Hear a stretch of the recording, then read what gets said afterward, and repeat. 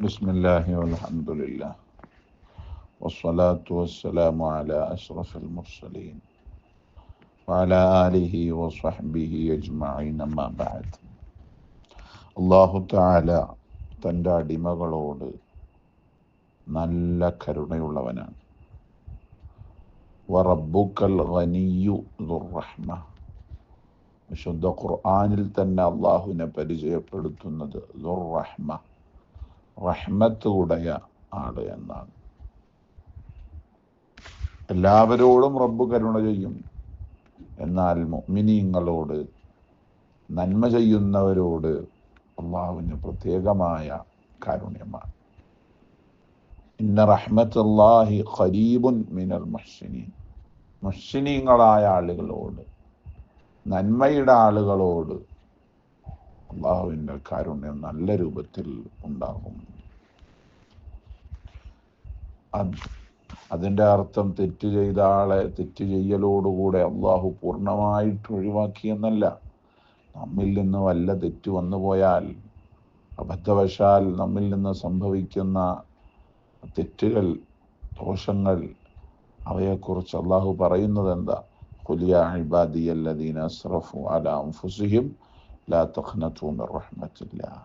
നബിയെ, നിങ്ങൾ പറഞ്ഞു കൊടുക്കണം, അക്രമികളായ ആളുകൾ, പാപികളായ ആളുകൾ, അവരോട് അങ്ങ് പറഞ്ഞു കൊടുക്കണം, ലാ തഖ്നതു മിർ റഹ്മത്തില്ലാഹ്, അള്ളാഹുവിൻ്റെ കാരുണ്യത്തിൽ നിന്ന് നിങ്ങൾ നിരാശരാവേണ്ടതില്ല.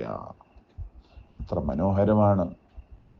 നമ്മൾ എത്ര പാപങ്ങൾ ചെയ്താലും റബ്ബിനോട് നമ്മൾ തൗബ ചെയ്ത് മടങ്ങിയാൽ അള്ളാഹു നമ്മുടെ തൗബ സ്വീകരിക്കും. അവൻ്റെ കാരുണ്യത്തിൻ്റെ വർഷം നമ്മുടെ മുകളിലേക്കുണ്ടാകും. നബി സല്ലല്ലാഹു അലൈഹി വസല്ലം തങ്ങൾ പറയുന്നു, ലമ്മാ ഖളല്ലാഹുൽ ഖൽഖ്, അല്ലാഹു തആല തൻ്റെ സൃഷ്ടികളെ സൃഷ്ടിച്ചപ്പോൾ, കതബ ഫീ കിതാബിഹി ഫഹുവ ഇൻദഹു ഫൗഖൽ അർശ്, അർശിൻ്റെ മുകളിലുള്ള കിതാബിൽ അല്ലാഹു രേഖപ്പെടുത്തിയിട്ടുണ്ട്, ഇന്ന റഹ്മതി ഗലബത് ഗളബി, എൻ്റെ കാരുണ്യം എൻ്റെ ദേഷ്യത്തെ കീഴടക്കിയിരിക്കുന്നു. എൻ്റെ കാരുണ്യത്തിനാണ് മുൻഗണന. സുബ്ഹാനല്ലാഹ്. അല്ലാഹുവിൻ്റെ ഹബീബ് സല്ലല്ലാഹു അലൈഹി വസല്ലം തങ്ങൾ പറഞ്ഞതെന്താ? ജഅലല്ലാഹു റഹ്മത മിഅത ജുസ്. അല്ലാഹു കാരുണ്യത്തെ 100 ഭാഗങ്ങളാക്കി. ഫഅംസക ഇൻദഹു 99 ജുസ്ആ. അതിൽ നിന്ന് 99 ഭാഗങ്ങളെ അല്ലാഹു അവൻ്റെ അടുക്കൽ പിടിച്ചു വെച്ചു. വഅൻസല ഫിൽ അർളി ജുസ്അൻ വാഹിദ. അതിൽ നിന്ന് ഒരു ജുസ് അള്ളാഹു ഭൂമിയിലേക്ക് ഇറക്കി. 99 എണ്ണം അള്ളാഹുവിൻ്റെ അടുക്കൽ പിടിച്ചു വെച്ചിട്ടാണുള്ളത്. ഒരൊറ്റ ജുസ് മാത്രമേ, കാരുണ്യത്തിൻ്റെ ഒരൊറ്റ ഭാഗം മാത്രമേ ഭൂമിയിലേക്ക് അള്ളാഹു ഇറക്കിയിട്ടുള്ളൂ. നബി പറയുന്നു, ഫമിൻ ദാലിക്കൽ ജുസ്ഇ യതറാഹമുൽ ഖൽഖ്. ആ ഒരു ജുസ്, ആ ഒരു ഭാഗം കാരണമായിട്ടാണ് സൃഷ്ടികൾ പരസ്പരം അങ്ങോട്ടും ഇങ്ങോട്ടും കാരുണ്യം കാണിക്കുന്നത്. എത്രയെത്ര കാരുണ്യ പ്രവർത്തനങ്ങളാണ് നമുക്കിടയിൽ നടക്കുന്നത്. കോടിക്കണക്കിന് രൂപ ഒരു ചെറിയ കുട്ടിക്ക് ചികിത്സക്ക് വേണ്ടി വന്നാൽ, സുബ്ഹാന റബ്ബി, നമ്മുടെ നാട്ടുകാർ അത് സംഘടിപ്പിച്ചു കൊടുക്കുന്നു. വലിയൊരു അപകടത്തിലൊരു കുടുംബം അകപ്പെട്ടു പോയാൽ നമ്മൾ അവരെ കരകയറ്റാൻ വേണ്ടി പരിശ്രമിക്കുന്നു. കാരുണ്യത്തിൻ്റെ മകുടോദാഹരണങ്ങൾ നമുക്കിടയിൽ നടക്കാറുണ്ട്. അപ്പോൾ അതൊക്കെ ഈ ഒരു ജുസ്ഇൻ്റെ 99 പിടിച്ചു വെച്ച ഒറ്റൊന്ന് മാത്രം ഇറക്കി എന്ന് പറഞ്ഞതിൽ നിന്നാണ് ഈ കാരുണ്യങ്ങളൊക്കെ ഉണ്ടാവുന്നത്.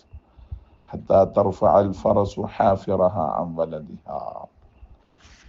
ജീവജാലങ്ങൾ, ഇവിടെയുള്ള ഭൂമിയിലുള്ള പക്ഷികൾ അവരുടെ കുഞ്ഞുങ്ങളോട്, മൃഗങ്ങൾ അവരുടെ കുഞ്ഞുങ്ങളോട് കാരുണ്യം കാണിക്കുന്നത് ഈ കാരുണ്യത്തിൽ നിന്നാണ്. സുബ്ഹാനല്ലാഹ്. വളരെ മനോഹരമായ വാക്കുകളാണ്. അള്ളാഹുവിൻ്റെ കാരുണ്യം, ഈ 99 കാരുണ്യവും അള്ളാഹു അവിടെ പിടിച്ചു വച്ചത് അന്ത്യനാളിൽ പരലോകത്ത് നമുക്ക് കരുണ ചെയ്യാൻ വേണ്ടിയാണ്.